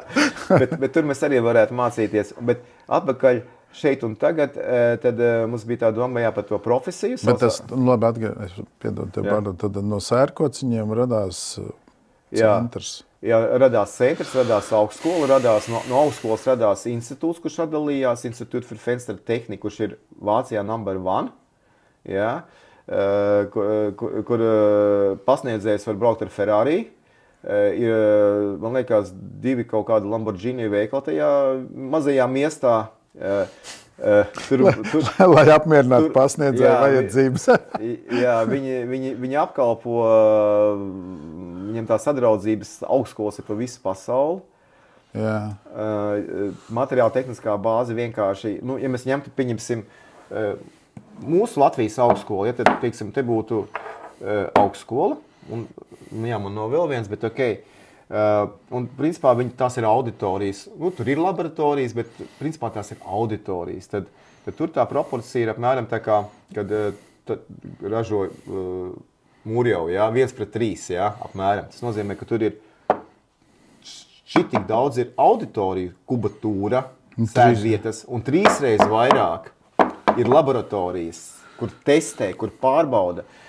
Students procesa laikā, mācību procesa laikā, viņš var iegūt kādas 3-4 profesijas, ja, kuras tiek attiecīgi iegrāmatotas un fiksētas saucamajā tarifetrāgā, jeb koplīgumā. Tas nozīmē, ka koplīgumā jau ir definēta tava minimālā alga, ja, un tā tas attīstās, ja tas par to Rozenheim runājot, un tur viņi vadošā, tad ir. Un tur bija tas princips, jā, ka viņiem māca tā, ka viņiem iemāca gan kā uzbūvēt, gan arī kā izveidot rūpnīcu, lai ražotu to māju. Ja?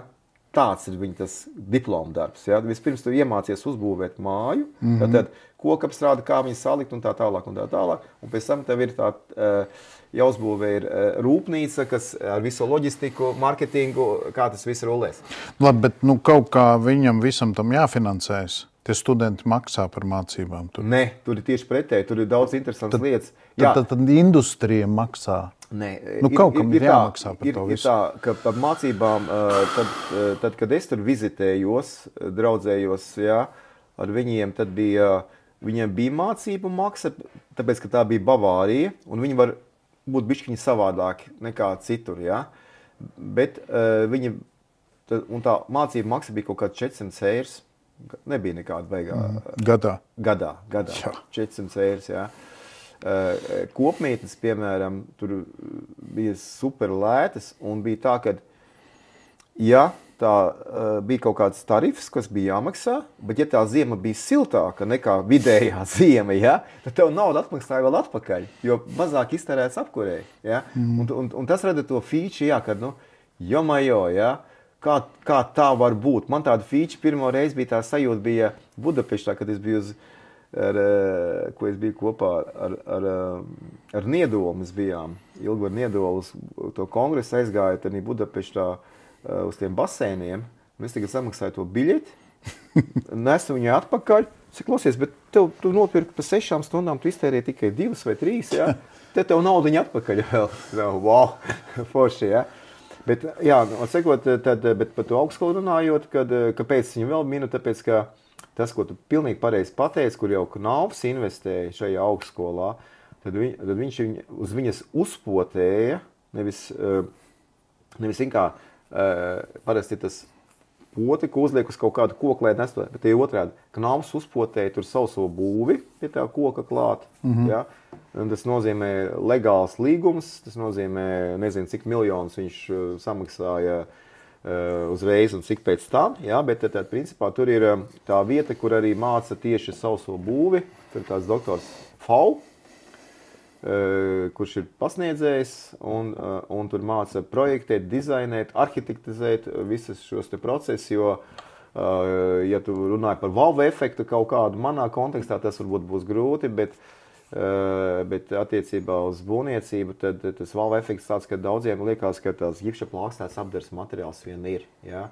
Un kāpēc es te plātos un ar to jauno ķiegli, tāpēc, ka jānā izpratnē tur ir visas 7, ja tagad jau būs 8 būtiskās prasības, sākot ar statiku. Tas nozīmē, ka, ja esam tagad mājaslapā, tad tu redzēsi, ka jau iet runa par to, ka šī ģipša plāksne jau tiek salīdzināta ar OSB plāksne. Ja? Vai nu tu pēc šito, vai to, ko tu vēlies. Viena ir stabilāka, nedaudz stabilāka, bet uguns nedroša un visādi formaldehīdi, un otra ir bišķiņa vājāk, bet izpild prasības. Toties viņai atkal nāk citas feature, viņai tur ir ugunsdrošības, skaņas izolācija un tā tālāk, bet principā viņi jau ir tagad vienā svara kategorijā. Ja? Un tāpēc pieminēju Rozenheimu. Un otra pilsēta ir, kur arī līdzīgs process notiek, kur ir profesors Tihelmans.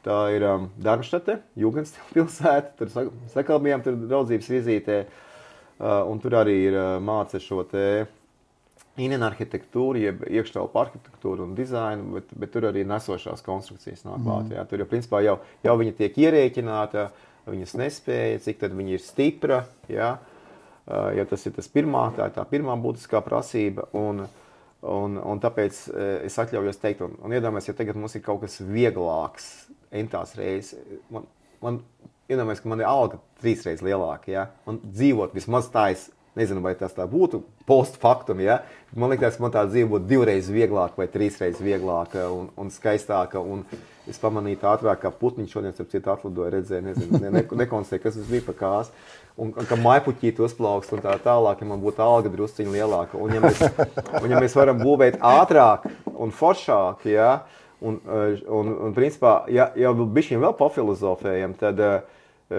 kas ir paradīze? Paradīze ir tur, kur nekas nesāp, pirmkārt jau, jā. Nav nekādu kreņķi, jā, un tā tālāk, bet paradīze ir arī ātrums. Paradīzes viens no tiem, ja tiem islama fundamentālistiem sola 60 jaunavas, kas viņus apkalpos, jā, tad katoļa baznīca sola neticamu ātrumu un pārvietošanās spēju. Tā tas ir. Okay. Un šeit ir tā ātruma komponenti iekšā. Ceļš uz paradīzi caur... Jā. Tieši tā. Caur ģipškartonu. Nē, tad caur ģipšu plāksnēm. Nu, kad mēs ienācām iekšā, mēs jau prasīja par to temperatūru, vai ne? Jā. Un te ir arī tas variants, kāpēc, ko mēs runājam? Es teicu, pie cik grādiem?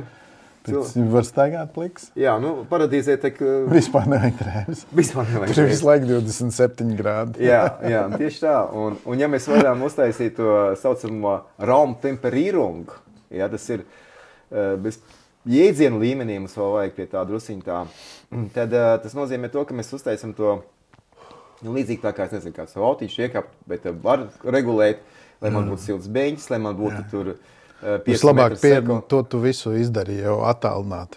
Nu, tad tu iekāp iekšā un viss tas jau tevi tur sagaida. Noreiz. Un tieši tāds pats uzdevums ir arī būvniecībā. Un lai šo uzdevumu tad sasniegt, mums atgriežamies pie celtniekiem. Mēs runājam tagad par augstskolām, bet es runāju arī par 3. un 4. līmeni. Un, ja mēs devām vārdu šeit plāksnē Latvijas telpā, tad arī mēs devām vārdu profesijai, sausās būves tehniķis, sausās būves montieris, kura nīkuļo. Viņa nav tāds imičs kā jurists vai tur IT vai, nezinu, tur zobārsts un vēl kaut kas, ja.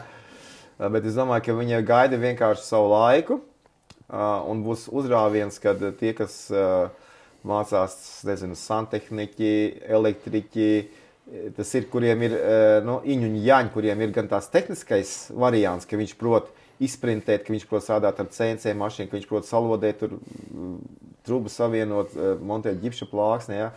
Un viņš prot arī iet Trimble Connect mākonī un nolasīt to uzdevumu un kontaktējas ar arhitektu. Ja, pat taisno, acu kontakts, tā kā mums ar tevīm ja, tagad, ja?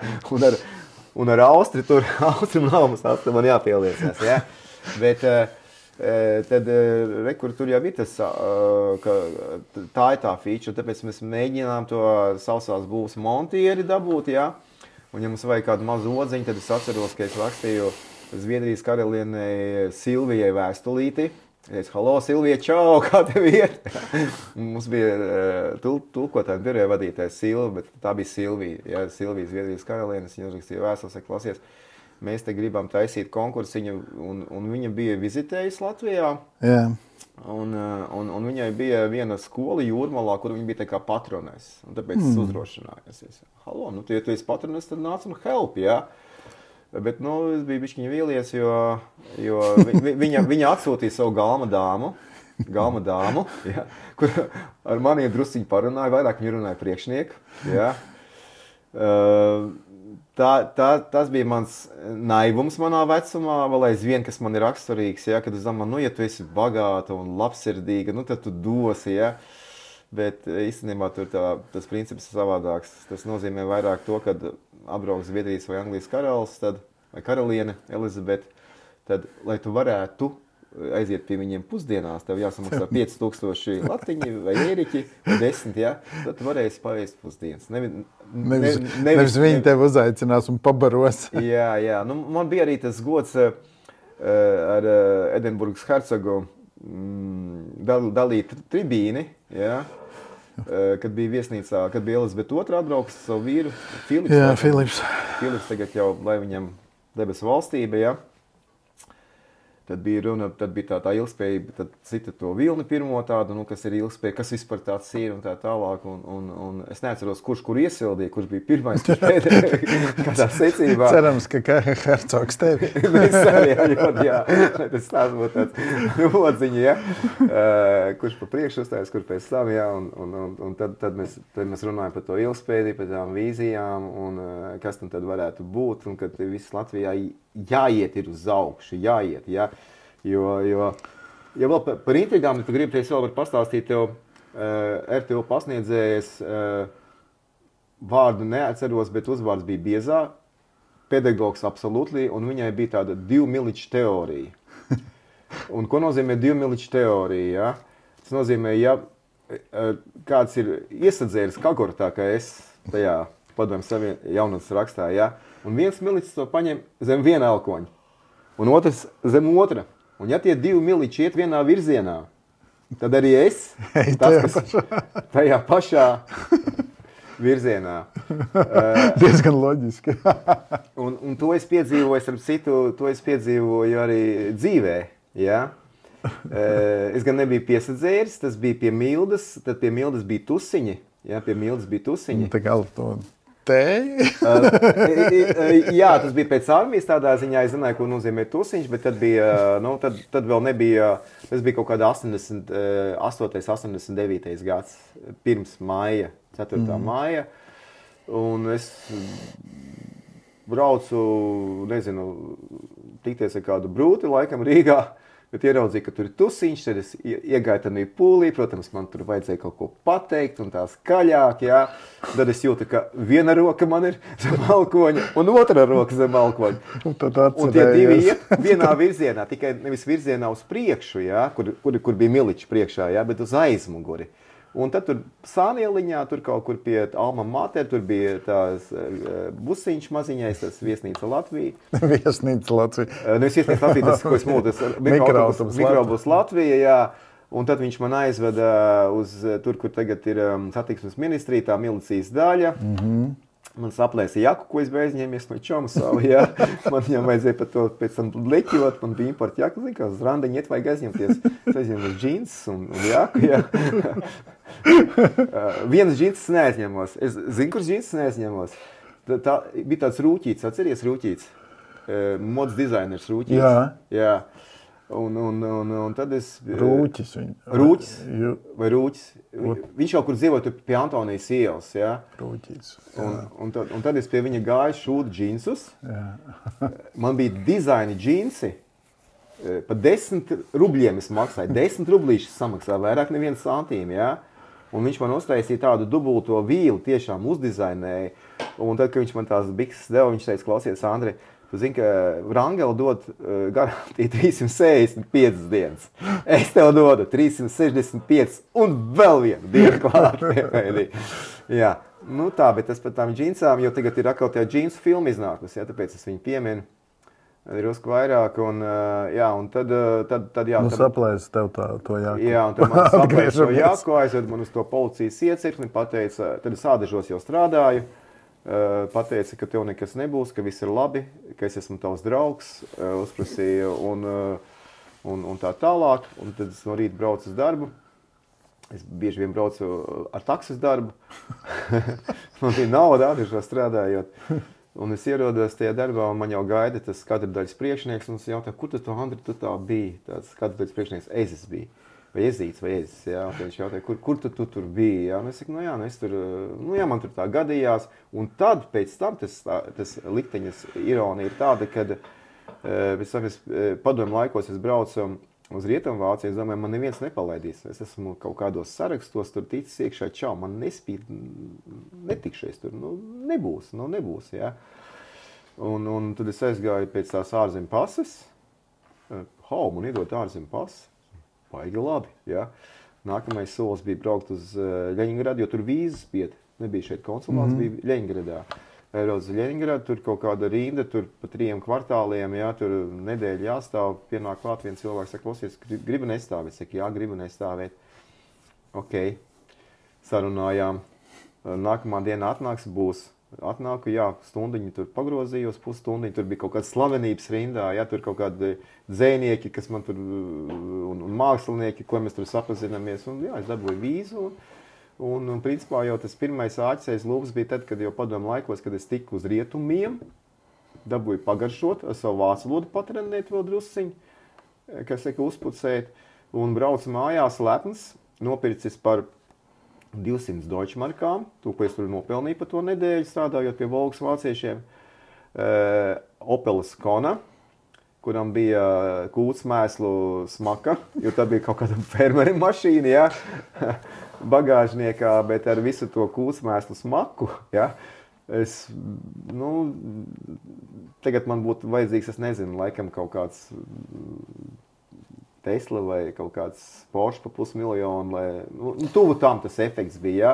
No sākuma policists sveicināja, un tikai pēc tam jau, kad parādījās vairāk tās mašīnas, jo tas vēl bija PSRS laikos, jā. Kā tu varēji atzīt mašīnu PSRS laikos? Bija benzīna krīze vēl. Nu. Un es jau pateikšu tālāk, kā bija. Tev jau bija jābrauc pašam tā cauri, tad Polijai. Jā. Un tu brauci? Jā, un tad vēl bija tā pakaļdzīšanās un pakaļvajāšana bija tā sajūta, ka tev kāds uzsēžās kaut kāds rekets, un tad tev vajadzēja gāzi grīdā dod, Bet tas nebija padomu laikos. Tas bija padomu laikos. Pagaidu, moški es muldu. Jā, man liekas, ka tas jau bija pēc 89, tas jau 90. gadi bija, ne? Jo padomu laikos jau robežas, kā tad varēja robežai tikt pāri? Tas bija padomu laikos, 100 punkti. Jo starp Vāciju tad tev vēl bija... Es stāvēju rindā, milzīgā rindā, Žiguļu rindā, kur bija daži... Tad bija tas 89. gads apmēram, tas bija kaut kur. 89. gads. Jā, un tad mēs stāvējām rindā, un tad es atceros, es braucu caur Minsku. Jā. Minskā vēl man tie ieraudzīja to mašīnu, tad man tie bērni mazgāja tos logus, ja, tur skrēja pie luksafora. Un bija tā benzīna krīze. Un, kad es iebraucu Viļņā, tad tā Viļņa bija tukša. Tur bija pāris mašīnas, tur, ja tagad, teiksim, tur akustikā mēra to mašīnu intensitātes plūsmu, ja? Cik daudz mašīnas. Neko nevarēja izmērīt. Ja? Tur nebija ko mērīt. Un mēs tagad stāvam 2 autiņi, es ar savu Opel Skonu zilo, un Bembers, tas haizivs to ģīmi, ja? Un sarkanā gaisma. Un, protams, mēs sākam gāzēt, kurš pirmais, kurš ir stiprākais. Tukšā Viļņas pilsētā. Pašā Viļņas centrā, jā. Un abiem diviem gāzes riedē, protams, Bembers Skona iekabināja, bet viņam iekabināja policists, kurš izlec no krūmiem, un man palēmējās tādā ziņā. Un iebraucot Bauskā, es atceros, te bija tie taloni. Tad es Bauskā, lai dabūtu to beņģu ieliet, tad es tajā Bauskā benzīna tankā iedevu kaut kādu tur Milky Way, šokolādīti, kaut ko tam līdzīgi, un par to es dabūju degvielu. Tālūk. Tas ir tāds farcovšiks izklausās ritīgs. Labi, Klau, bet bišķi atgriežoties atpakaļ pie tās Knaufa filozofijas, tu ar vecajiem brāļiem esi kaut kā ticies vai nepiedzīvoji viņus Knaufus? Jā, absolūti. Kā viņi uz to reaģēja? Kas noteikti, kurā dibinājās Knaufs pirms 32. vai kurš tur gads bija? Ja, 94. gads? Nē, tad, kad pats... Vispār? Jā. Pats sākums. Tur arī intriga, ko es maz nedrīkst stāstīt īstenībā. Tas vēl aizvien ir intrigas. Un tas ir, man neviens neesmu parakstījies, bet es to labāk nestāstu. Tad nestāst. Bet gadu es varu noteikt to, ko mēs zinām. Tas ir Knaufa gatavojās, kas ir kaut Knaufa reklāma. Pozitīvā, ja tas ir 100-gadēji. Ir BBC tās firmas 100 gadu un vecāks. Ja? Tas ir nozīmē 32. gads. Okay. Knauffs ir anno 1932. gads. Tad viņi ir no tā laika. Tad vai viņi, ko viņi domā par to attīstību? Tie paši pirmie tie brāļi, ja, kas bija Karlo un Alfons, ja, tie nav dzīvi, bet ar ko es kontaktējos ar viņu bērniem, abiem diviem, ar Baldvinu un Nikolaus. Ja. Un Baldvins un Nikolaus, jā, bija, tur bija arī tādi interesanti mazi pastāstiņi, bija, kad mēs ar Andri Veiciņu principā bijām divi, kurus pieņēma tajā pašā dienā. Un tad mēs braucām uz Vāciju. Jā, kas tie tādi jūs tur esat, mums tā kā vajadzēja bišķiņu apdeitot, tā kā, jauniesauktos iziet, un tad mums iedeva tās pasātiņus, tos jau pabrauktas 5-gadīgas, bet vienalga mēs tad bijām super duperi tiem pasātiem, un ar prāmi, tad mēs braucām uz Ķīlu laikam, vai Lībeku, uz Lībeku, man liekas, un no turienes ar prāmi uz Rīgu, un vēl nokavējām Ziemassvētkus, okay. Bet stāstu par to, ka tā pašām mašīnītēm tad mēs braucām, viens un otrs, un tad bija tā, kad ieradās tie toreiz laikam bija, ko es satiku, tas bija, pirmo satiku, tas bija Baldvins Knaufs. Tad es ar to 5-gadīgo pasātu, es braucu viņu sagaidīt uz lidostu, uz to VIP zonu. Viņš brauc uz šejieni? Jā, lidoja. Viņam bija variants, ka viņš lidoja savu lidmašīnu. Jā, un es atceros, ka viņš atlidoja savu liķeni, jā. Un tad es domāju, es tādu cilvēku sagaidu. Labi, es to mašīnu iztīrīšu, es tos paklājiņus, tos gumijas tur pusstundu iepriekš pats ne jau kaut kādā servisā, tur tā drusiņi patīrīja viņu, ja? Okay. Un tad viņam nāca tā apkalptā lidmašīnas, kas ir privātā lidmašīna, un tad es nemaz nesveicinājos ar to pilotu. Dievs! Tas prasa cilvēks, ka tu te netrauc. Man ir tīri paklājiņi, jau esi gatavs. Es tikai došu roku Baldvinam Knaufam un visu, un tad pārējiem pēc tam tikai, jā. Nu tā, jā, un tad mēs braucām uz Sauriešiem, un tad viņš apskatīja tur kas un kā, un Nikolaus mēs tikāmies kaut kādās citās ballītēs. Bet tas bija tas harizmātiskais cilvēks, tas Nikolaus. Jā. Tur viss tur vienkārši acis ciet jau jūt, ka viņš ir telpā. Jā, kad viņam no viņa tādas kaut kādas staroja, es nezinu, kaut kāda tāda respekts pret viņu, un ka viņš šeit ir, un visu, ko viņš teiks, un tā tālāk. Tādu man grūti atcerēties vēl kādu reizīti, kur es neesmu ticies ar Romas pāvestu. Kaut gan esmu 2 reizes īstenībā, bet tas nebija tādā kontekstā, jā. Kad bija Jānis Pāvils II, bija Mežparkā, un tad, kad bija tas Francisks, jā, Francisks bija Aglonā. Tad es viņu ķēru, jo tad es braucu ar mašīnu. Tu gribēji viņam ko? Viņš ir helikopteri. Tu gribēji viņam ko? Rezultātā es samaksāju sodu par mātumu pārsniegšanu. Ko tu gribēji pierādīt? Nē, es gribēju, viņš ir augštais apakšā, mēs lai tā kā kopā. Tuvokamies, jā. Labi, atkal ambīcija. Jā, satuvināties. Bet es uzfilmēju to kadru, kā tas helikopters lidojas turien, jā. Tā nebija liķena, tomēr helikopters. To var noķert ar pasātiņu. Jā, pasātiņš, jā, apmēram kaut kas tāds, jā. Tā mums tur gāja. Jā, bet, katrā gadījumā tas koncepts es vienkārši domāju, bija biežāks. Kā viņiem tā sajūta, kad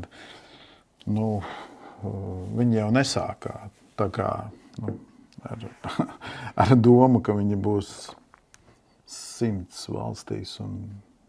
Ko viņi jūt tajā brīdī, ka viņi apzinās, ko tomēr viņi ir radījuši? Es varu pateikt par Beatrici Knaudu drusciņu vairāk. Par viņu drusciņu pastāstīt, es domāju, ka nekas traks nav. Viņa arī kaut kādā līdzīgā situācijā, kā es tagad ir. Nav aktīva, viņa vadīja grupu, kurai bija apgrozījums 700 miljonu gadā. Un tā. Bet tas, ko viņa stāstīja, un ko mēs arī runājām, un es viņu, Beatrici Knaudu, es vairāk kontaktējos. Es laikam arī viņu vienreiz esmu saticis kopā. Es domāju, gan. Jā, varētu būt. Mēs bijām Vācijā.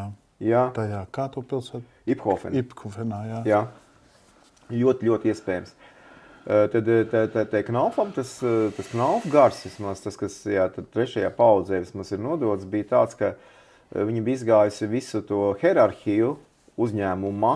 Jā, tas būtu uzņēmējiem ir interesanti, ka viņai bija jāstrādā tur, kur tie saucamie bergloite bija iegūs, jā, kur ir tehnika, kur brauc pazemē, bija jāmaina riteņi, viņai vajadzēja darīt visu.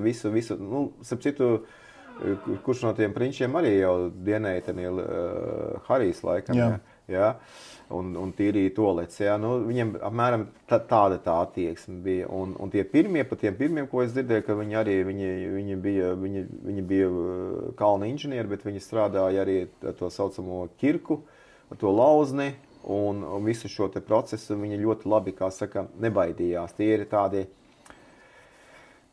riktīgi tādi veči, tādi drusiņi kaut kas no Klondaikas, kaut kas no tiem zelta druģu, tādiem tipiem, par ko Džeks Londons raksta, jā, un zināšanas, un tas viss, kad, ja es to gribu, jā, kā Akvīns Soms teica, ko mēs te pieminam paradīzi, ko vajag, lai cilvēks nokļūt paradīzi? Ja viena lieta, viņam vajag tikai gribēt, jā. un tā tas ir, un tad viņi arī attiecīgi tā arī tas uzņēmēju gars ir vērsts uz to procesu, lai notiek, lai ir, nevis tā, lai nav, bet lai ir. Un tas arī bija, un arī man tā pirmā skola bija no tiem, kas droši vien bija pārmantoti jau, tur bija tāds Volgangs Klē, kurš teica, jums pēc klientiem jādzinās tā kā vilkam, ja, kurš ir sajūtas to asins garšu jau, ja, to medījumu, ja, ka tam jābūt ir nevis mūsdien tā jaunatnes nezinu, varbūt tā ir labi, pareizi, negribu slikti teikt, bet viņi tādi distancētāki, viņi nav tik, man tā šķiet, varbūt tās, jā, bet, Varbūt viņiem negribās izzināt, no kurienes tas aug. Varbūt neviens viņiem to neliek darīt. Varbūt nav nepieciešamība. Viņam nevajag to. Jā, tieši tā. Viņas tev nav ko tur pārnest. Bet, apmēram, ja tu prasa par šo te viņu to garu, Knaufu garu, tas ir uzņēmēji gars, jā.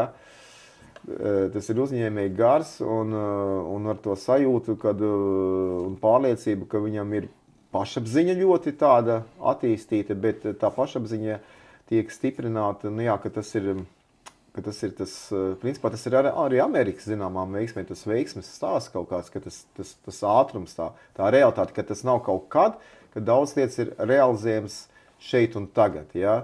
Zini, piemēram, jurisprudencē ir tāda, ka 99 gadi tiek uzskatīts apmēram jau kā bezgalīgi liels laika periods, ja tas pārsniedz cilvēka mūža ilgumu, ja. Pieņemsim līgumus uz 99 gadiem. Es noslēdzu līgumu 99, tas, skaidrs, jā, apmēram. Un līdzīgi ir arī, teiksim, cilvēkiem dažās lietās, un arī runājot par šo jauno ķieģeli un sauso būvi, es arī domāju, ka ir līdzīgi, ja. Tas nozīmē, ka mēs varam, viņas stāv pie Baltijas jūras otru krastu neredz, ja, vai tas ir okeāns, vai, man pietiek jau priekš tā skata, man pietiek, ja, un ja mēs runājam par bufiziku un akustiku, tad, saku, mēs runājam par tādiem iedzieniem kā bezgalīgi liela skaņas izolācija, jeb pilnīgi pietiekamu skaņas izolāciju. Tas nozīmē, ka tev ir ģiča, tev ir balss, tev ir maršala skaļrunīts, ja, un tu vari 24/7. Jā, un tu nespēlē kaimiņam uz nerviem, ja, un kaimiņš nespēlē tev uz nerviem. Un, protams, ka tas prasa arī tādu zināmu briedumu, ja, lai no tāda sajūta, ka, Kevins viens pēc mājām, Pels nav mājā, kaķis nav mājās, Pels danso pa galdu, ja, bet ja cilvēks prot to izlietot, izmantot, ja, tad mēs veidojam šajā mikroklimatā, ja, lai mums nav tā sajūta, ka 2 minūtes panas, ja, vai 2 minūtes kurotā jūties, ja, ka tas laiks ir iepšana, kur nav tik labi kā mājās, ja. Un nevis tāpēc, ka sunītis rej, bet tāpēc, ka nevienā 5 zvaigžņu viesnīcā vai 7 zvaigžņu, kurā man puika aizsūtīja šito, es biju Balī, tad Rich Charlton, laikam saucās, viena no dārgākajām viesnīcu ķēdēm pasaulē, kur visi Hollywoodas zvaigznes atrodās, un tad es domāju, man vajag izklāt, man puika teica, aizjāja apskaties, es paņēmu taksi, teicu, es gribu numuriņu, brauciet, rādiet mani, ja, man tur izvadāja un rādītos visas numurus, bet es tā bišķiņ blefoju. Tas numurs maksāja, man tur bija tāds mājiņas, ja, kaut kāds ap 200 kvadrātmetri, personīgais peldbaseins, kalps, ja, ja man garšo, piemēram, kāds tev valiņš garšoja, pasaka tā, lai viss dzird? Kā man? Jā, ko es izsaku par sevīm? Man mainās, es neesmu bet tev bija kaut kāds labietis, nebija no tās sērijas? Bija laiks, kad labietis garšoja. Jā, tagad viņus uz Balī. Un saka, man labieti. Man vajag labieti, ja, un tad tas menedžers, viņš liks no biksēm ārā, lai tev leduskapī būtu labietis tajā temperatūrā, ja. Kur viņš dabūs viņu? Jā, kur viņš dabūs viņu, Nē, dabūt, daudz ko dabū, ja, un tad ir tā savas baseins ir klāt, nevis vana, bet baseins privātais, ja, tikai tev, un tad ir lielā pludmale, un tad ir tur tie golfa lauki, un tur upītes, un visādi slavenības var satikt, bet tas tās ir par ko, ka tu aizbrauc uz tādu vietu, un saki, nē, mājās tomēr foršāk, ja, jo redzi, tur nav tik forša skaņas izolācija. Es varu to māju personalizēt, ja? Lai arī man viņu personalizē to vienu aliņu, ja? Tomēr tur būs kaut kas jāpagaida drusciņu, ja es neesmu pieteicis, ja? Kaut kāda nobīde tur būs drusciņu tāda, ja? Tur būs man Protams, kaut kāds, ja? Tas tik vienmēr ir. Un nevis tikai nacionāli patriotisku jūtu dzīves, tu griezies uz mājām. Tas ir tas uzstādījums. Bet, kad tu atgriezies mājās, ir tā tieši kad drīz vai merkantīla apsvērumu dēļ, bet ka tur tiešām ir foršāk, ja? Tur tiešām ir foršāk. Bet tas nav pieredums vienkārši. Mēs tu saki merkantīli. Tas pieredums tev mājās ir viss. Tev mājās ir tas, kas tev ir vajadzīgs. Tu esi viņus būvējis, iekārtojis, ar viņām dzīvojis. Tur ir tavs hauss, tava kārtība. Es runāju ar 2 akustiķiem, tādiem 2 slaveniem akustiķiem, būtu interesanti, ja? Ivars Emīls Veits, kurš ir noise cancelling sistēmas tas autors, jā. Un Juri Lapinski, vietējo te patās 2,4 km attālumā, kas tā bija pa ielu, aizmirsu, Ivanas, laikam, iela, jā, 4. Un viņi man vienu piemēru teica, ko tu teici, jā. Saka, tas Emīls teica, tas Veits teica tā, nu, ja cilvēkam iet, jā, slikta skaņas izolācija, jā, vilciens garām, un tad viņš pie tā pierod ar laiku, jā. Ne. Viņam vēl tur bija anekdota viena par to, kad kamēr kaimiņš kaut ko nav notrokšņojis, tas cilvēks nemaz nevar aizmigt, jau izstrādājās efekts, jā. Lapinskis viņš šitos tajos biržās spēlē pa nakti, jā, un tad viņš šaka, es varu aizmigt, tad, kad viņš klausās to Pete Bobonu, laikam vienu no, kas Elvis Presley iesildīja. Nē, ko Elvis Preslejs vienā koncertā iesildījis, jā. Vēl dzīves starp citu no tiem dziedošajiem, jā. Viņš saka, tad, kad man tā mūzika izslēdzās no tiem 95 uz manu ausi, ja, kas viņam ir apmēram 95 decibeli uz ausiņām viņš klausās, ja, tad es pamostos. Un tas pieredums ir, tas, ko tu saki, ir kaut kas līdzīgs, ja, un tas pieredums, ko vajadzētu veidot, nevis tādu Stokholmas sindromu, ja, bet ka tas cilvēks pierod pie kaut kā tiešām vērtīga, ja, lai viņš varētu tā pa īstam, kā saka, attīstīties, jā, lai viņš varētu pa īstam pieaugt, jā. Šis ir labi. Es neprasīšu tev par nākotni, jo, droši vien, kad viņi nezinu Tas ir jautājums. šajā visā. Jā. Es varu mēģināt zīlēt, bet tepat nav biezuma, te ir viens teismaisiņš. Jā, bet pa lielam mums ir jābeidz, mēs jau esam sarunājuši dikti labi un dikti daudz interesanti, bet droši vien, kad beigās tas novēlējums, man šis pēdējais ļoti patika. Es viņu saku, par jēgpilnu pieradumu, lai mēs visi tiecamies uz šo labo pieradumu, lai mums ir, tas tiek arī dots, lai mums ir pie kā pierast, un lai tas ir tas foršais pieradums. Jā, labi. Paldies, ņemu. Kā jāņem, šito es ņemu, jā. Paldies CMB, paldies Artim Dzirkalim. Jā, paldies. Es gan neiepinu tevi šajā stāstā, bet kaut gan būtu daudz arī ko teikt, bet, mēs esam pazīstami. Jā, mēs esam diezgan ilgu laiku pazīstami. Paldies, Andri, ka atnāci. Paldies, skatītāji, paldies, klausītāji. Jā, man jāsaka, kā vienmēr, laikojiet mūsu kanālu, parakstieties, ja gribat dzirdēt jaunumus, un tiekamies atkal pēc kādas nedēļas. Visu labu! Paldies, visu labu!